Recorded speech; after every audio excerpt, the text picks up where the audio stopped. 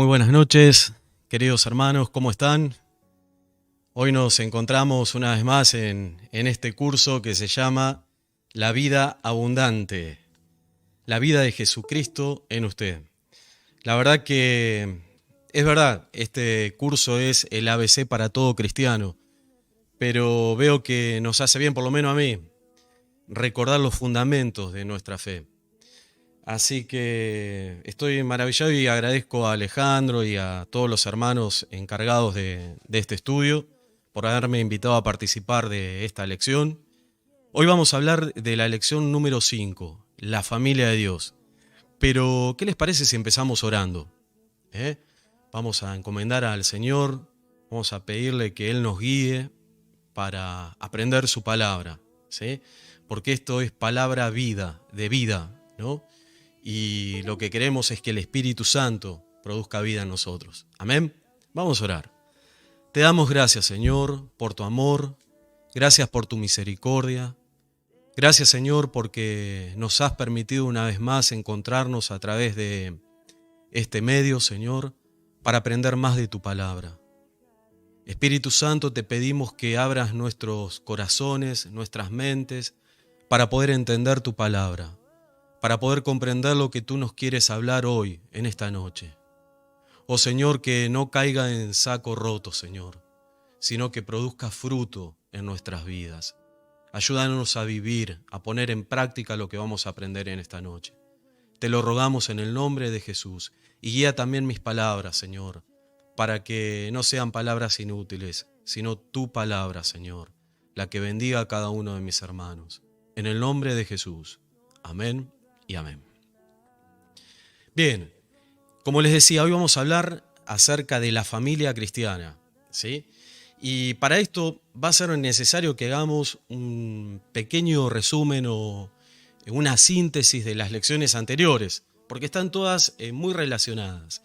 Yo lo tengo a Alejandro en estudios y le voy a pedir que ponga el PowerPoint porque preparé algo para que ustedes puedan entender un poquito mejor todo lo que vamos a ir hablando en esta noche. Amén. Bien, como les decía, hoy vamos a hablar acerca de la familia de Dios. Y para empezar, me gustaría que todos recordemos cuál es el propósito eterno de Dios, qué es lo que Dios se propuso de antemano.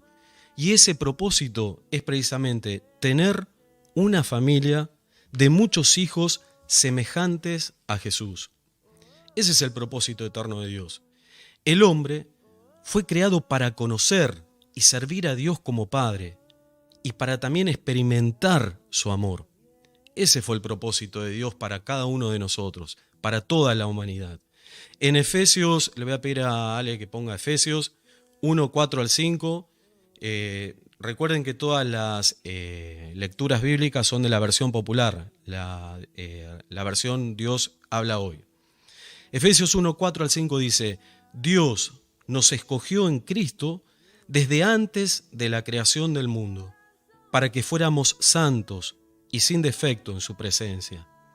Por su amor, nos había destinado a ser adoptados como hijos suyos, por medio de Jesucristo, hacia el cual nos ordenó según la determinación bondadosa de su voluntad. Y en la versión Reina Valera habla acerca de predestinación. Dice que fuimos predestinados desde antes de la fundación del mundo. Dios ya tenía este propósito, ¿sí? Ser destinados nosotros como hijos suyos a través de Jesús. Y en el versículo siguiente, en Romanos 8:29, dice: a los que de antemano Dios había conocido, los destinó desde un principio a ser como su Hijo, para que su Hijo fuera el primogénito entre muchos hermanos. Y en la otra versión dice algo así: porque a los que antes conoció también los predestinó, para que fuesen hechos conforme a la imagen de su Hijo, para que Él sea el primogénito entre muchos hermanos. Fíjense, para que seamos semejantes a Jesús, para que seamos parecidos a Jesús. Ese fue el propósito eterno de Dios, tener una gran familia de muchos hijos parecidos o semejantes a Jesús. Ahora, vamos a hacer una breve explicación de este proyecto, ¿no? De este propósito eterno de Dios. Yo preparé otra imagen, la que sigue Ale, y fíjense, acá más o menos traté de hacer un breve resumen de este propósito eterno de Dios. Fíjense, el primer dibujito, qué lástima no puedo señalarlo, ¿no? En el PowerPoint, pero vemos la creación, que Dios creó a Adán y a Eva, ¿no? Como yo les decía, desde antes de la creación, Dios tenía un proyecto, según el cual Él hizo todas las cosas, Él creó todas las cosas. La intención de Dios en la creación fue la realización de su propósito eterno. Dios creó al hombre y a la mujer a su imagen y semejanza, para que se multiplicaran y conformaran una gran familia eterna de los hijos de Dios a semejanza de Jesús. En Génesis 1, 26 y 27 dice, dijo Dios, hagamos al ser humano a nuestra imagen y semejanza, que tenga dominio sobre los peces del mar y sobre las aves del cielo, sobre los animales domésticos, sobre los animales salvajes y sobre todos los reptiles que se arrastran por el suelo. Y Dios creó al ser humano a su imagen. Lo creó a imagen de Dios. Hombre y mujer los creó. Esto dice en Génesis 1, 26 al 27. Este fue el propósito eterno de Dios, que seamos a imagen de Él, ¿sí? Pero ¿qué pasa? En el mismo Génesis, ya en el capítulo 3, aparece un desvío de ese propósito eterno de Dios. Y es precisamente la caída del ser humano, el pecado. Cuando el pecado, la desobediencia de Adán y Eva, viene a toda la raza humana. Por eso ustedes, ahí en el dibujito yo se los aclaré. Puse una flechita para abajo que dice pecado, que es la caída del ser humano. El pecado es una desviación de ese propósito eterno de Dios. Satanás quiso frustrar el propósito de Dios, es decir, de tener una gran familia de muchos hijos semejantes a Jesús. ¿Y cómo lo hizo? Incitando al ser humano, al hombre, a la rebelión. El hombre pecó, perdió comunión con Dios. Nosotros vamos, mejor dicho, si leen bien Génesis, van a ver que el ser humano tenía, Dios crea a Adán y Eva a su imagen y semejanza. Y ellos tenían comunión con Dios, constante, ¿sí? Esa comunión se perdió. El ser humano, cuando peca, fue expulsado de su presencia y pierde su condición de hijo de Dios y la razón de su existencia. Y es por eso que mucha gente hoy en día dice, no sabe para qué vive, no entiende cuál es el propósito de Dios en su vida. Su vida no tiene sentido. Y es por eso, porque perdió su condición de hijo de Dios y la razón de su existencia. Como resultado de todo esto, ¿qué pasó? Se deterioró en el ser humano, en cada uno de nosotros, la imagen del Creador, la imagen de Dios. Ahora, ¿cuál fue el pecado más grande? ¿Por qué cayeron Adán y Eva? ¿Mataron? No, no mataron. La Biblia dice que no mataron. ¿Robaron? Tampoco. ¿Blasfemaron contra el Espíritu Santo? No. Entonces, ¿cuál fue la maldad de ellos? Hasta cierto día, ellos vivieron sujetos a la autoridad de Dios. Luego, tuvieron la infeliz idea de hacer su propia voluntad. Lo que en criollo decimos, yo hago lo que se me da la gana. Eso es, desobedecieron a Dios.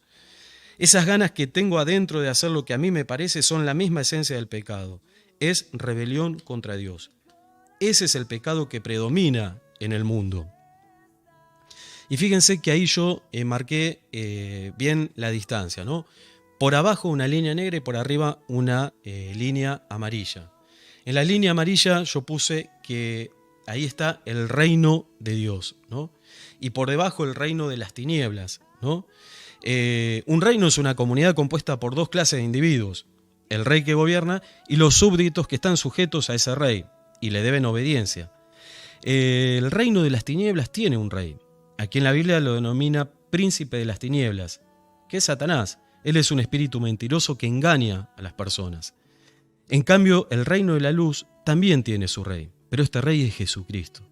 Él reina sobre la comunidad llamada Iglesia.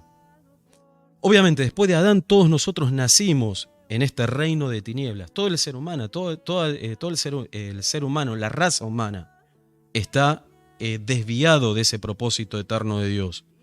Adán y Eva fueron creados en un principio en la luz de Dios. Dios era la autoridad sobre ellos. Pero un día cambiaron de reino y de rey, el día que obedecieron a la voz de Satanás. Desde entonces todos nosotros, los que descendemos de Adán, heredamos esa misma naturaleza pecaminosa, esa rebelión, esas ganas de no tener otra autoridad, de hacer lo que se nos da la gana. Y fíjense que esto hoy en día está muy en auge. El ser humano quiere hacer lo que quiere. No le importan las leyes de Dios o lo que Dios dice. El reino de la luz, como yo les puse ahí arriba, en blanco, dice, tiene una ley muy distinta. Dice, vive como Dios quiere, ¿no? En cambio, en el reino de la oscuridad es, vivo como yo quiero, ¿no? Para saber en qué reino estás, siempre es bueno hacernos esta pregunta. ¿Qué ley se está cumpliendo en mi vida? Esto va a determinar la ubicación, dónde estamos. Yo estaba leyendo el libro Jesucristo es el Señor de Jorge Mitián y me impactó lo que decía, ¿no? Decía que en cierta vez él preguntó a un muchacho, ¿cuándo vas a dejar de ser argentino? Y el muchacho le dice, nunca voy a dejar de ser argentino. Y él le dice, sin embargo, algún día vas a dejar de ser argentino. Y el chico le responde, sí, el día que me muera. Y él le dice, exactamente. La única manera de poder liberarte de una ciudadanía o de la potestad de un reino o de un país es precisamente eso, a través de la muerte. Como consecuencia, nosotros para dejar de pertenecer a este reino de oscuridad, merecemos ¿qué? Morir, merecemos la muerte. El ser humano trata de, por obras, intentar alcanzar ese reino de la luz, llegar a Dios. Pero fíjense que yo ahí les puse flechitas como que es imposible. No pueden llegar por sus propios méritos.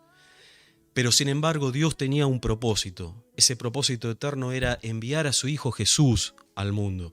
Y fíjense que ahí yo les puse como una cruz roja donde dice Cristo y que es el único camino de salvación.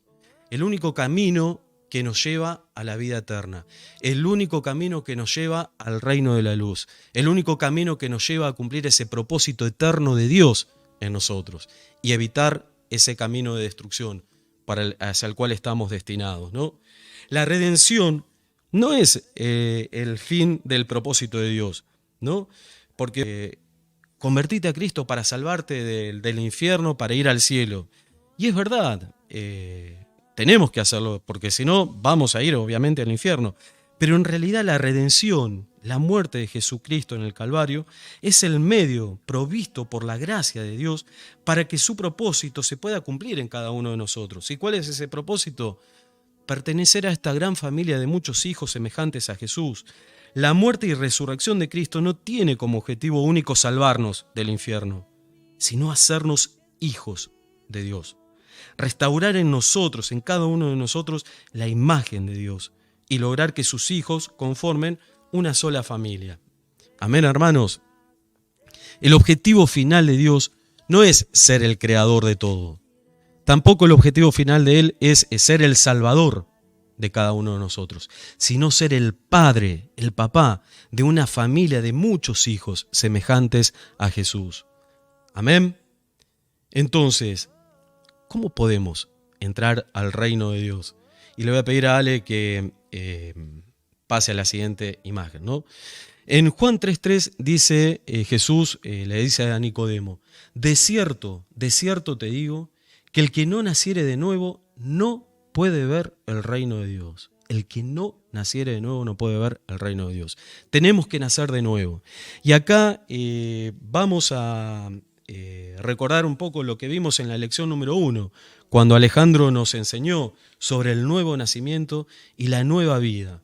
En Juan 1:12 dice, mas a todos los que le recibieron, a los que creen en su nombre, les dio potestad de ser hechos hijos de Dios. Perdón, voy a leerlo, yo estoy acostumbrado a la Reina Valera, pero los versículos que tenemos que estudiar son de la versión popular, como les decía. Y ahí lo tienen en el PowerPoint.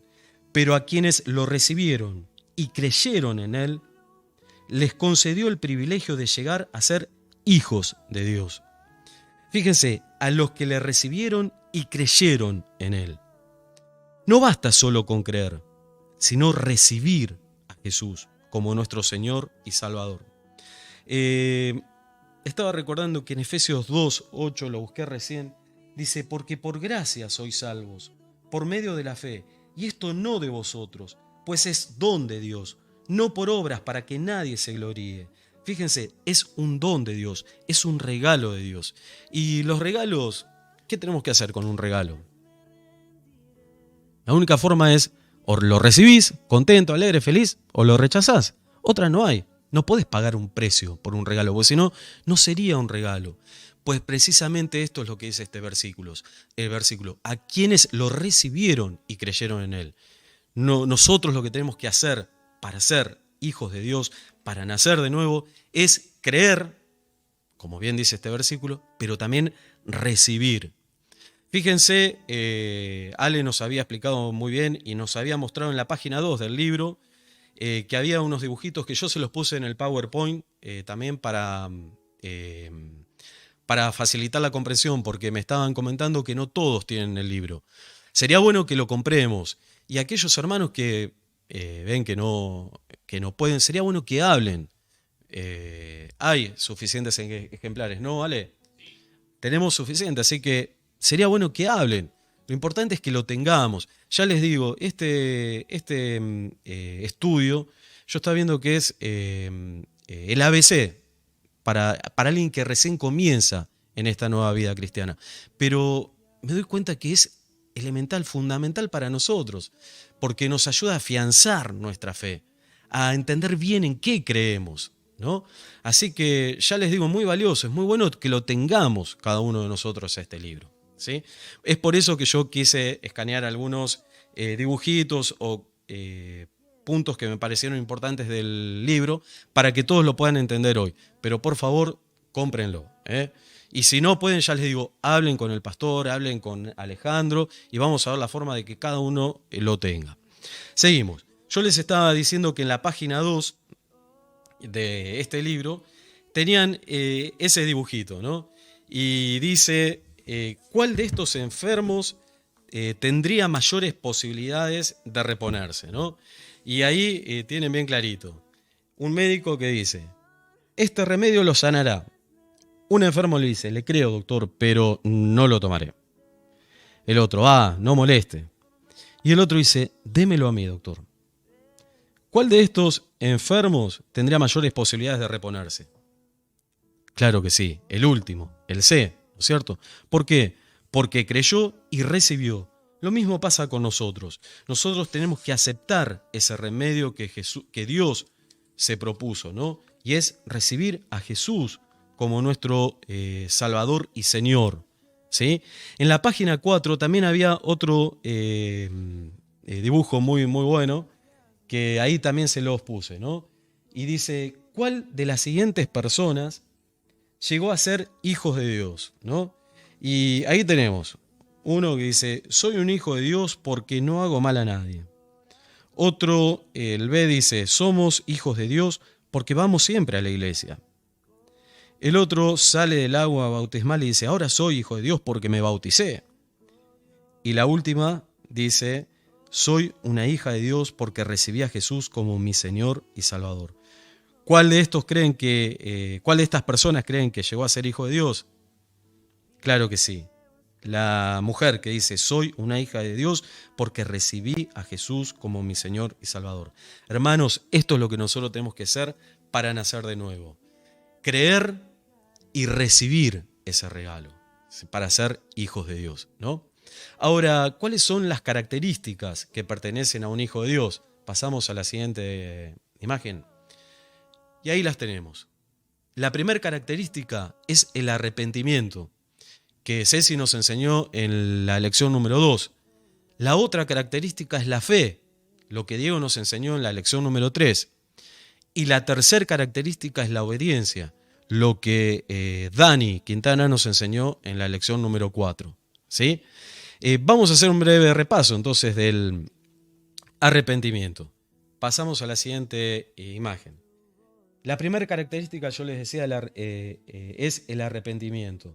En Marcos 1, 14 al 15, dice la palabra de Dios: después que Juan fue encarcelado, Jesús vino a Galilea predicando el evangelio del reino de Dios, diciendo: el tiempo se ha cumplido y el reino de Dios se ha acercado. Arrepentíos y creed en el evangelio. Fíjense, la primera palabra que pronuncia Jesús es arrepentíos y creed. Arrepiéntanse y crean, tengan fe. En Mateo 4:19 dice: vuélvanse a Dios, porque el reino de Dios está cerca. Ahora, ¿qué es el arrepentimiento? En la página 9 ustedes, pasamos a la siguiente imagen, tienen todos una imagen bien clarita, ¿no?, de lo que es el arrepentimiento, ¿no? Y vemos un hombre caminando, dándole la espalda a Dios y dirigiéndose al pecado. Y de golpe da la media vuelta, deja de dar la espalda a Dios y gira para el otro lado, ¿no? Entonces, llegar a ser un hijo de Dios significa dar una media vuelta en nuestra vida por medio de un cambio de actitud, un cambio de dirección, ¿no? La rebeldía es la actitud natural de todo hombre. Y como yo les decía al principio, esa es lo que nosotros heredamos de Adán y Eva, cada uno de nosotros. Dios es la autoridad suprema. Y Adán y Eva se rebelaron en el Edén e hicieron lo que ellos querían, hicieron su propia voluntad. La rebeldía, como yo les decía, es vivir como uno quiere, hacer lo que se nos da la gana. Y todos por naturaleza somos rebeldes hacia Dios y tenemos un corazón orgulloso y egoísta. Queremos hacer lo que nos parece, queremos ser libres y vivir a nuestra manera. No queremos que nadie nos mande ni se nos diga lo que debemos hacer. Esa actitud de rebeldía e independencia es nuestro mayor pecado. Bien, vamos a la imagen siguiente que yo les decía teníamos. Les decía que la rebeldía es la actitud natural de todo ser humano, ¿no? Entonces, podemos comparar nuestra vida como a este árbol que ustedes están viendo ahí. Si solo nos arrepentimos de algunos actos malos o de algunos pecados, sería como cortar algunas ramas de ese árbol, ¿no? Por ejemplo, la mentira, la envidia. Me arrepiento de haber cometido chisme, o de haber blasfemado, o de haber robado, ¿no? Me estoy arrepintiendo solo de esas cosas. Pero lo esencial es de poner esa actitud de rebeldía. Entonces, ese tronco va a seguir vigente, va a seguir en pie. Las ramas van a volver a brotar. ¿Por qué? Porque el tronco de todos esos pecados es la rebelión, es la rebeldía, el querer hacer lo que nosotros queremos. Entonces, el verdadero arrepentimiento es cambiar de actitud, es cortar el árbol, de poner esa rebeldía y la soberbia delante de Dios y someternos por entero a la voluntad de Dios. Amén.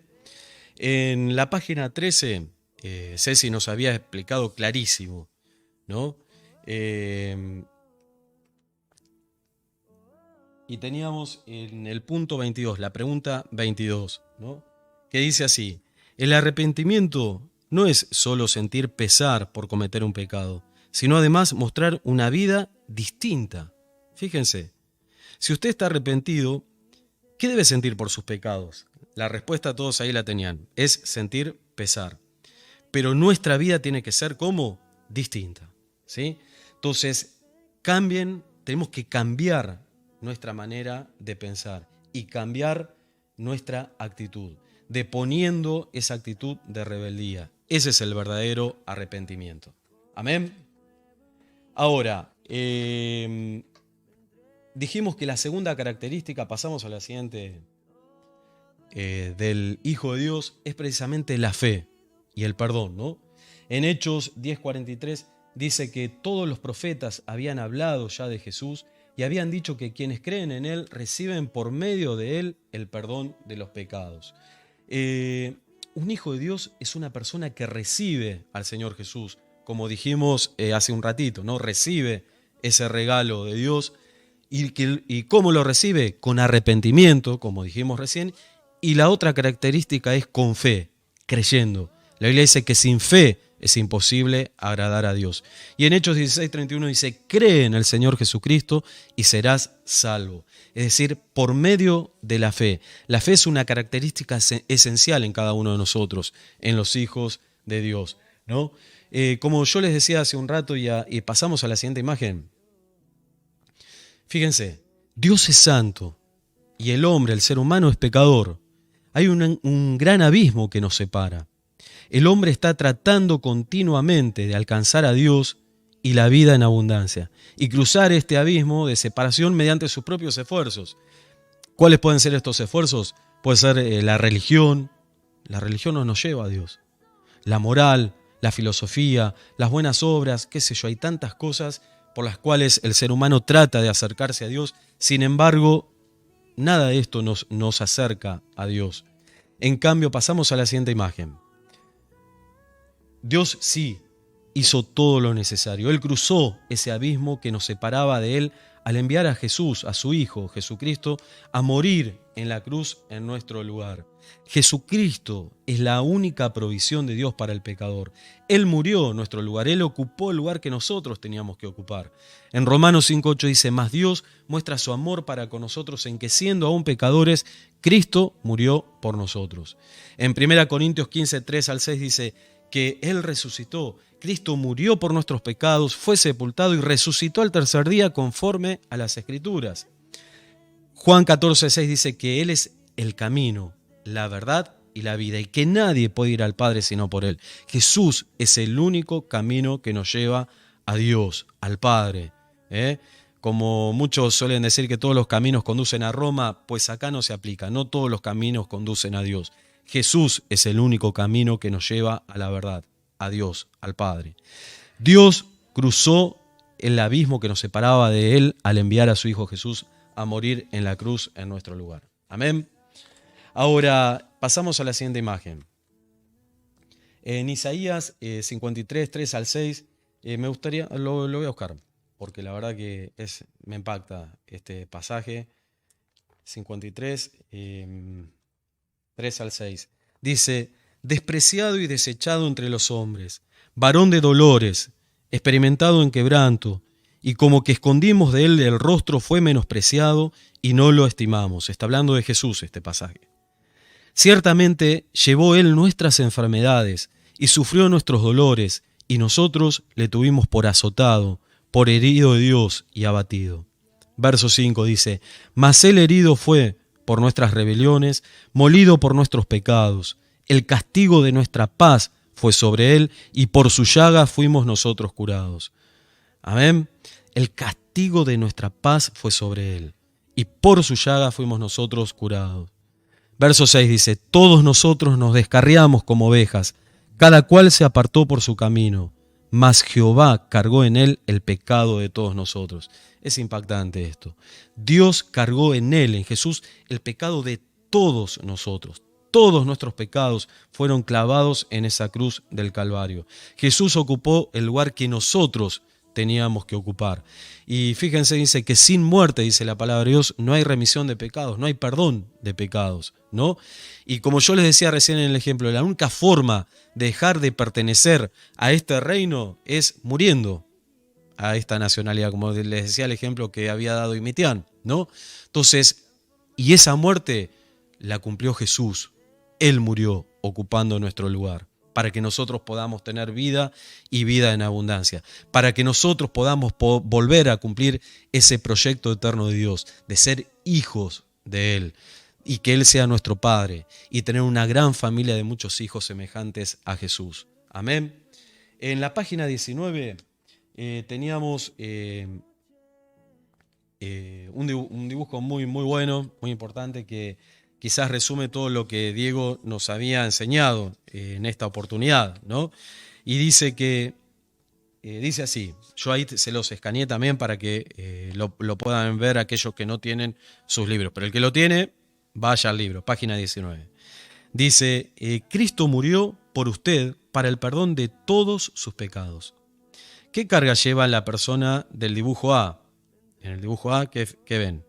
Esta persona lleva su pecado, ¿no? Y en el dibujo B dice, deposita su carga junto a la cruz. ¿En cuál de los dibujos queda libre de carga de pecado? Obviamente en el segundo, en el B, ¿no? Y es esto lo que nosotros tenemos que hacer. Jesús perdonó todos nuestros pecados, no algunos, perdonó todos. Pero nosotros tenemos que traer todas nuestras cargas a Él. ¿Y cómo las tenemos que traer? Como nos enseñaron, por fe. Sin fe es imposible agradar a Dios. Cree en el Señor Jesucristo y serás salvo, ¿no? Y ahora pasamos a la siguiente. Y lo que veíamos en esta unidad es que los sentimientos que podemos experimentar cuando somos perdonados, y son estos dos, paz y gozo. Amén. Qué hermoso, ¿no? Es ahí donde realmente encontramos paz y gozo y sentido a nuestra vida. La tercera característica del cristiano es la obediencia. Pasamos a la siguiente. Y es lo que Dani nos enseñó en la lección pasada, ¿no? En Romanos 14:9 dice, para eso murió Cristo y volvió a la vida, para ser Señor. La característica del Hijo de Dios es obediencia a Jesús como Señor. Romanos 10:9 dice que si confesares con tu boca que Jesús es el Señor y creyeres en tu corazón que Dios le levantó de los muertos, serás salvo, ¿no? Fíjense, confesar con nuestra boca que Jesús es el Señor. Hoy en día la palabra Señor está ya perdió el verdadero sentido, pero en la época que fue escrita la Biblia, recuerden que el Nuevo Testamento fue escrito en griego, ¿no? Y esta palabra Señor se escribe Kyrios. Pasamos a la siguiente imagen. Y fíjense lo que significaba Kyrios, ¿no? Que en la traducción es Señor. Pero Kyrios significa jefe, significa dueño, significa amo, significa soberano, significa máxima autoridad. En esa época el Kyrios o el Señor era el César, el emperador, ¿no? De Roma, que dominaba todas esas regiones, ¿no? Él era el Kyrios. Y fíjense, acá está refiriéndose a Cristo como el Kyrios, el Señor, el jefe, dueño, amo, soberano, absoluto. Y nosotros, como hijos de Dios, debemos obediencia a Jesús como Señor, como este soberano. Pasamos a la siguiente imagen. Jesús debe ser el Señor de nuestros pensamientos. Eso nos enseñaba Dani. Y en 2 Corintios dice que todo pensamiento humano lo sometemos a Cristo para que le obedezca a Él, ¿no? Todos nuestros pensamientos los tenemos que someter, poner a los pies de Jesús. Jesús es el Señor de nuestros pensamientos. Jesús es el Señor también de nuestras palabras.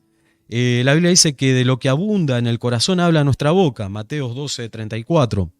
Y de la misma boca, dice Santiago, no pueden salir bendiciones ni maldiciones. Nuestras palabras también tienen que estar bajo el señorío, bajo el dominio de Jesús. Y también nuestras obras. Jesús es el Señor de lo que hacemos. En Lucas 6:46 dice, ¿por qué me llaman ustedes Señor, Señor y no hacen lo que yo les digo? Es decir, nosotros tenemos que hacer la voluntad del Señor si le reconocemos verdaderamente como Señor, si le aceptamos como Señor de nuestras vidas. En la siguiente imagen yo puse 3 dibujitos que aclararían un poquito esto. Fíjense el primero. Hay 3 círculos, ¿no? En el primero, fíjense, son 3 personas, ¿no? En el primero, en el centro, dice yo. Y todo a su alrededor gira estudios, dinero, familia, trabajo, placer, ¿no? El segundo dibujito, en el centro de la persona, también está el yo. Y también figura dinero, familia, estudio, trabajo, placer, pero se incorpora algo más. Cristo. Pero Cristo es algo periférico, algo importante, sí, pero no está en el centro de la vida de esta persona. Y el tercer dibujito, tenemos a Cristo en el centro de la persona, el primer lugar de la persona. Y ahí depone, fíjese, ya aparece el yo en forma secundaria. Yo, dinero, familia, estudio, trabajo, placer. El primer dibujito representa al incrédulo, a la persona que no cree para nada en Jesús. El yo, él gobierna, hace lo que quiere, yo hago lo que quiero, nadie nació para mandarme. Y yo soy el que hago lo que quiero, estudio, dinero, familia, trabajo, placer. El segundo, si bien es un creyente, pero es un religioso, ¿Por qué? Porque lo reconoce a Cristo también, pero Cristo no es Señor de su vida. Cristo no está en el centro de su corazón, sino que Cristo es alguien más. ¿Con quién debo cumplir? Sino que su voluntad está en primer lugar. El dinero, la familia, todo gira en su yo, en su propio placer. Y Cristo es algo más. Voy a la iglesia los domingos, ¿no? Para cumplir con mi parte espiritual. Pero el verdadero Hijo de Dios, el verdadero discípulo, el seguidor de Jesús, es el tercer dibujito, donde Cristo reina en su corazón. Cristo ocupa el primer lugar. Él es el Rey y Señor de su vida. Y todo lo demás gira alrededor de Él, de Cristo. El dinero, la familia, el estudio, el trabajo, el placer, el yo mismo, ¿no? Pidamos al Señor que renueve nuestros pensamientos, que renueve también nuestras palabras y nuestras obras, lo que hacemos. Entreguémonos a Él de corazón para que realmente Cristo sea Señor y amo de nuestras vidas. Amén. Y llegamos entonces, sí, a esta unidad que es la familia de Dios, ¿no? Página 31, ¿no? Con todo esto, yo les decía que el propósito eterno de Dios es tener una gran familia de muchos hijos semejantes a Jesús, ¿no? Y yo les dije qué es lo que tenemos que ser para ser hijos o ser miembros de esta familia. Pues, como dijimos recién, recibir a Cristo como Señor en nuestro corazón, recibir ese regalo, arrepentirnos de nuestros pecados, ¿sí? Tener fe, creer lo que Cristo hizo y aceptar ese perdón de Dios, que Él perdonó todos mis pecados y que todo lo hizo Él. Yo solo tengo que depositar mi fe en Dios, ¿no? Y por último, ser obediente a Dios. Entonces, si cumplo todas estas características, realmente paso a ser hijo de Dios. Soy miembro de la familia de Dios. Ahí tienen ustedes en la página 31, la pregunta 1 dice: ¿qué ha llegado a ser usted por haber recibido a Jesucristo como Señor y Salvador? ¿Qué sería ahí? Un hijo de Dios. Muy bien, pónganlo. La pregunta B dice: ¿a qué familia pertenece usted ahora? Sería entonces a la familia de Dios. ¿Quién es su padre en esta nueva familia? ¿Quién sería? Dios. Entonces, en los tres lugares, Dios. Dios es nuestro Padre Celestial. Pasamos a la siguiente imagen, que también la escaneé y la tiene en la página 31 del libro. Dice: cualquier padre normal siente mucho cariño por sus hijos y los cuida, ¿no es cierto? En los siguientes dibujos, ¿cuál debe ser la respuesta del padre a su hija? ¿La del dibujo A, B o C? Fíjese, en el dibujo A dice: papi, quiero pan, le dice una nena al papá. Y el papá esconde atrás y dice: le tiraré esta piedra. Segundo supuesto: papi, quiero pescado, le dice la nena. Y el padre atrás dice: le daré esta víbora. Y el tercer dibujo dice: papi, tengo hambre. Y el padre dice: aquí tienes sabroso pescado y pan. ¿Cuál les parece que sería la respuesta de un verdadero padre a su hija? Obviamente sería la última, la C, ¿no? Y estos son tres ejemplos que el Señor mismo dio para poder enseñarnos el cariño y el cuidado que Dios tiene hacia cada uno de nosotros, ¿no? Pasamos a la siguiente imagen. Fíjense lo que dice en Mateo 7 al 11. Esto dice Jesús: pidan y Dios les dará. Busquen y encontrarán. Llamen a la puerta y se les abrirá. Porque el que pide recibe, y el que busca encuentra, y el que llama a la puerta se le abre. ¿Acaso alguno de ustedes sería capaz de darle a su hijo una piedra cuando le pide pan, o de darle una culebra cuando le pide un pescado? Pues si ustedes, que son malos, saben dar cosas buenas a sus hijos, cuánto más su Padre, que está en el cielo, dará cosas buenas a quienes se la pidan. Y fíjense el siguiente versículo, Mateo 6, 31 al 33, dice: así que no se preocupen preguntándose qué vamos a comer, o qué vamos a beber, o qué vamos a vestirnos, o con qué vamos a vestirnos. Todas estas cosas son las que preocupan a los paganos, pero ustedes tienen un Padre Celestial que ya sabe que las necesitan. Por lo tanto, pongan toda su atención en el reino de los cielos y en hacer lo que es justo ante Dios y recibirán también todas estas cosas. Fíjense, la preocupación o el afán es falta de fe. Nosotros, desde el momento en que aceptamos a Cristo por la fe en nuestro corazón, le recibimos, ¿no? Nos arrepentimos y obedecemos a Él como Señor, la preocupación tiene que ser secundaria. Tenemos un Padre celestial, un Padre bueno, un Padre amoroso, un Padre todopoderoso. Y dice que si nosotros, siendo malos, sabemos dar buenas dádivas a nuestros hijos, ¿cuánto más nuestro Padre celestial? En el versículo, en la imagen siguiente, yo les puse el versículo que este libro nos pide que estudiemos de memoria. Y es precisamente el que les transcribí recién, Mateo 6, 31 al 32. Lo dice resumido. Dice así: no se preocupen, ustedes tienen un Padre celestial que ya sabe que las necesitan. Mateo 6, 31 al 32. Vamos a repetirlo, ahí repitan desde sus casas porque lo tienen que aprender de memoria. Dice así, Mateo 6, 31, 32. No se preocupen, ustedes tienen un Padre celestial que ya sabe que las necesitan. Vamos de nuevo, y la tienen que estudiar porque después miren que en la evaluación se las toman. Mateo 6, 31, 32. No se preocupen, ustedes tienen un Padre celestial que ya sabe que las necesitan. Amén. Tenemos un Padre celestial. Pasamos a la siguiente. Somos hijos de Dios, ¿no? Él es el Rey, el dueño de nuestra vida. Nuestra vida está en sus manos. Yo, pensando en Él como mi Padre celestial, hoy me acordaba de esta canción y decía, puedo confiar en el Señor, Él me va a guiar, puedo confiar en el Señor, no me va a fallar. Si el sol llegara a oscurecer y no brilla más, yo igual confío en el Señor, no me va a fallar. Y esta canción dice, puedo descansar, de su paz hoy, Cristo me dará. Si el sol llegara a oscurecer y no brilla más, yo igual confío en el Señor. Él no me va a fallar. Somos hijos de Dios. Nuestra vida está en sus manos. Pasamos a la siguiente imagen. En Hebreos 13:5 dice, conténtense con lo que tienen, porque Dios ha dicho, nunca te dejaré ni te abandonaré. Esta es una promesa de Dios. Dios cumple su palabra. Uno de los atributos de Dios, una de las características de Dios, es que Él es fiel. Él nunca cambia. Él cumple su palabra. La Biblia dice que Dios no es hombre para que mienta, ni hijo de hombre para que se arrepientan. Él dijo que no te dejaré y no te abandonaré. Y es así, hermano.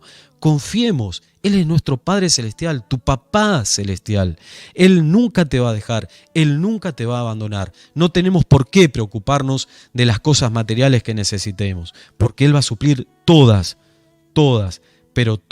nuestras necesidades. En la página 33 hay una pregunta. Ustedes en sus casas, yo no voy a hacer todas las preguntas porque la verdad que este libro está muy bueno porque es muy reiterativo y además ustedes tienen las respuestas ahí abajo, ¿no? Pero sí transcribo quizás las que resumen un poco todo el contenido de la unidad. Y en este caso la pregunta 13, que es un poco lo que yo recién les decía, ¿no? En la página 33, pregunta 13 dice, dé 2 razones por qué usted no debe estar preocupado si Dios es su Padre celestial. Y las respuestas son, porque Él sabe todas mis necesidades. Nuestro Padre conoce todas tus necesidades, hermanos. No te tenés que preocupar por nada. No estés ansioso, no estés afanado. Él conoce todo lo que necesitas y Él va a suplir. Y Él además prometió nunca dejarnos ni abandonarnos. Él lo dijo y lo va a cumplir. Y segundo, y bueno, ya les dije la respuesta, porque Él ha prometido nunca abandonarme. Amén. Qué hermoso es tener a este Padre del cielo, este Padre que nunca nos abandona. Es un privilegio el llegar a ser hijos de Dios, ¿no? En la siguiente imagen yo les puse la pregunta 14, que dice, ¿cuál de las siguientes personas o ejemplos ha de confiar en su Padre celestial? El primero dice, una mujer mirando su ropero. ¿Cómo voy a ir al culto? Mi vestido está roto y no tengo uno nuevo. El segundo dice, ay de mí, ¿dónde puedo encontrar trabajo para mantener a mi familia? Estoy casi loco de ansiedad.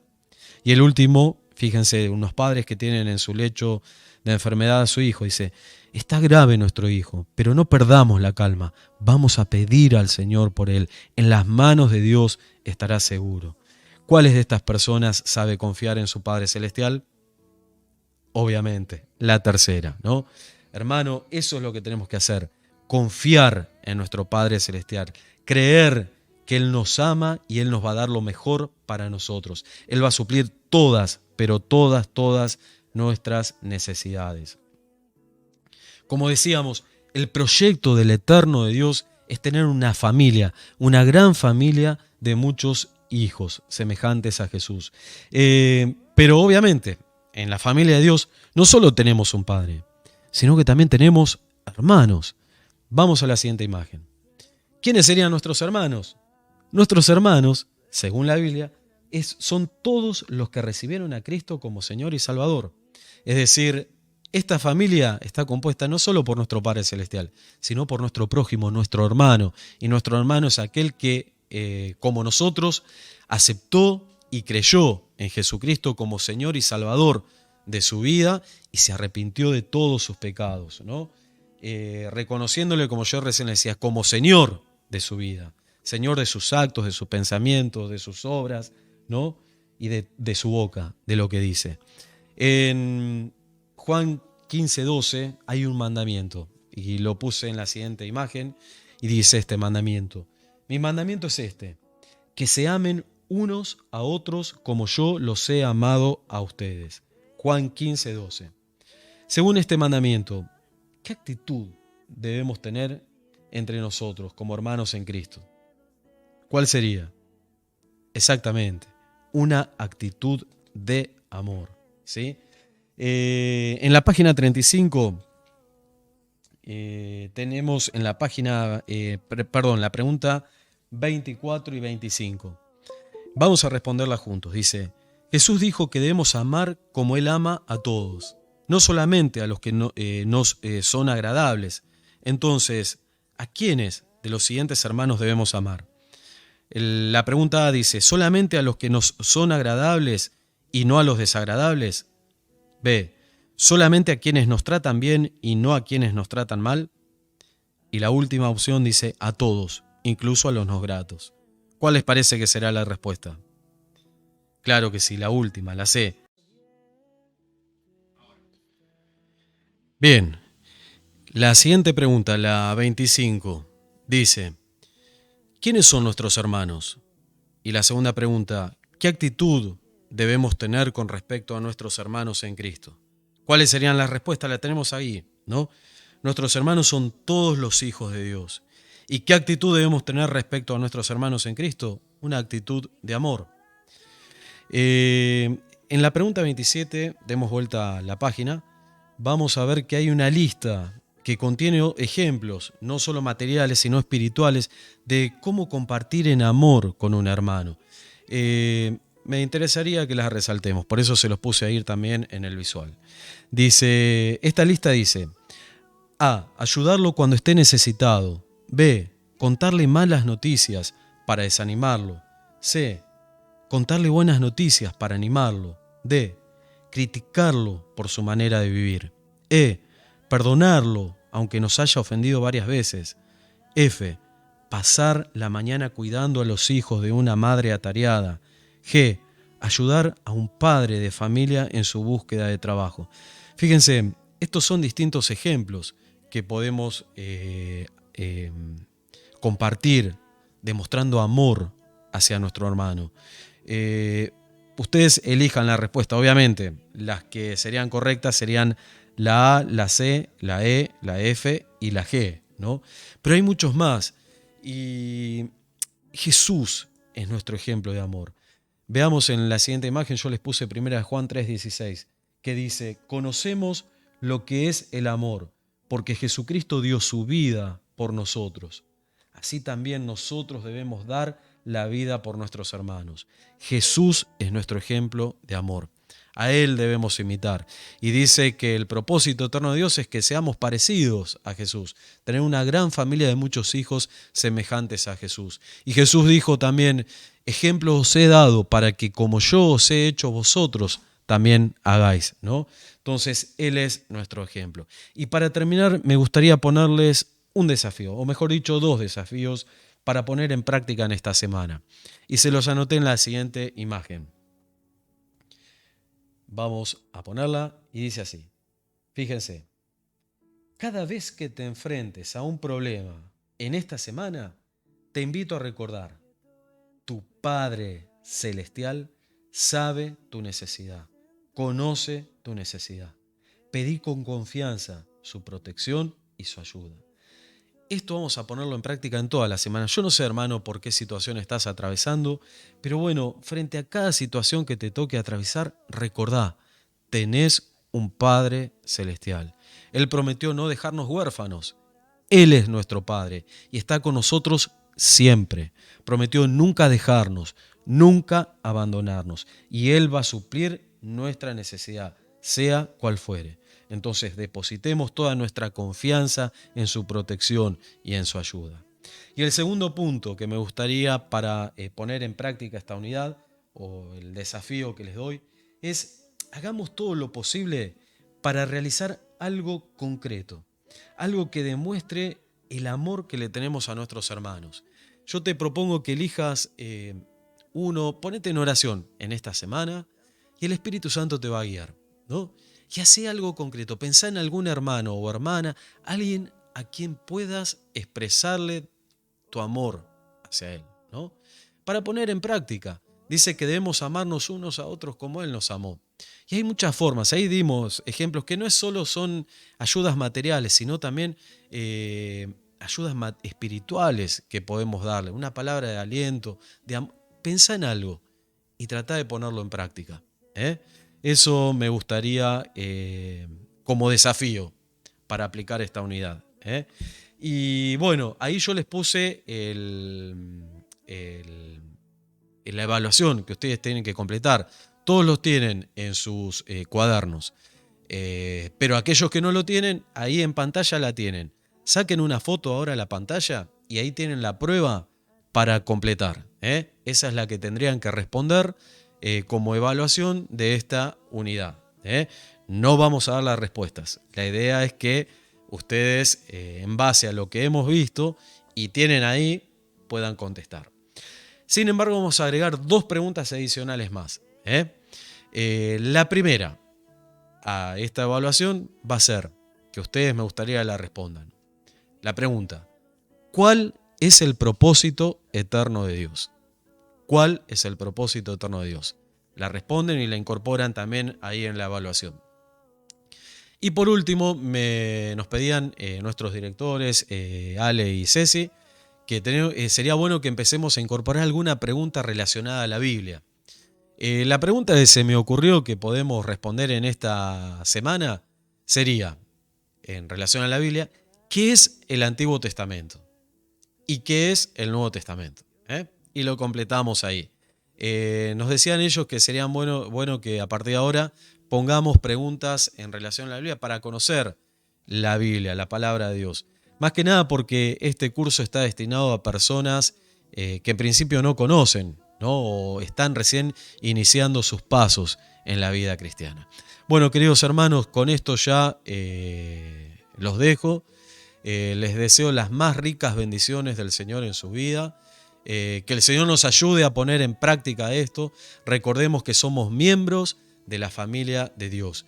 Dios es nuestro Padre Celestial. Él prometió nunca dejarnos, nunca abandonarnos, ¿no? Él es fiel y Él lo cumple. Y bueno, y segundo, tenemos que amar a los miembros de nuestra familia, a nuestros hermanos. Amarlos como Cristo amó a cada uno de nosotros, amó a su iglesia. Que el Señor les bendiga.